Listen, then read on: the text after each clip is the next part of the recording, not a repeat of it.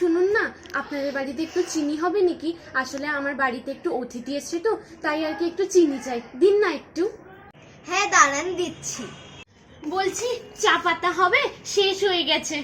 হ্যাঁ দিচ্ছি দাঁড়ান। বলছি নুন হবে নাকি? হ্যাঁ হবে, দিচ্ছি। বলছি শুনুন,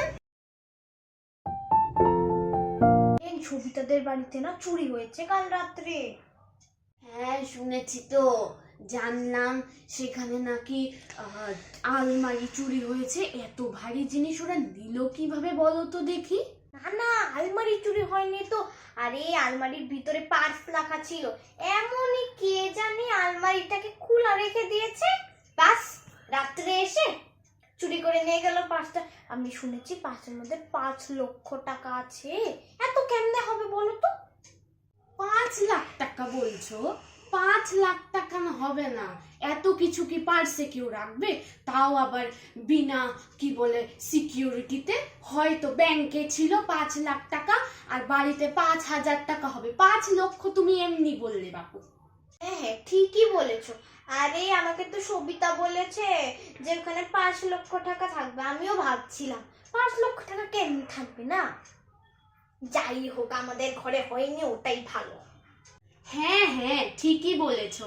আচ্ছা, আমি শুনলাম কবিতা দিদির ছেলে বুঝি চাকরি পেয়েছে? হ্যাঁ হ্যাঁ 10,000 টাকা, ঠিকই শুনেছো।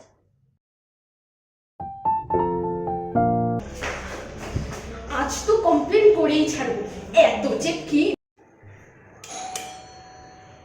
তোমাদের বাড়ির কুকুরগুলো না বড্ড হাল্লা করছে, আমাদের বাড়ির বাচ্চাগুলো ঘুমোতেই পারছে না বাপু।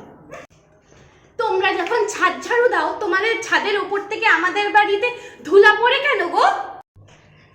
তোমাদের বাড়িতে যখন লোক আসে তখন তোমাদের বাড়ির লোকগুলো আমার বাড়ির গেটের সামনে কেন বাইক ঠাইক রেখে দেয়? কিছু বলতে পারেন না? হ্যাঁ,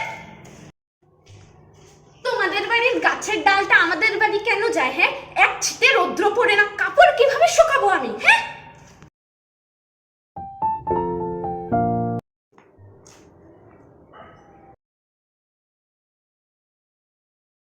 আরে শোনো শোনো। হ্যাঁ আঙ্কেল বলুন। কোথায় যাচ্ছ? আঙ্কেল টিউশনে যাচ্ছি। আচ্ছা আচ্ছা, তা কেমন আছো? ভালো আছি আঙ্কেল, আপনি কেমন আছেন? ভালো ভালো। তা তুমি কোন কলেজে পড়ো শুনি? আঙ্কেল আমি কমার্স কলেজে পড়ি। আচ্ছা, তা তোমার এক্সাম শেষ? হ্যাঁ শেষ। আচ্ছা, তা তোমার রেজাল্ট বের হয়ে গেছে? আঙ্কেল আমার দেরি হয়ে যাচ্ছে, আমি আসি।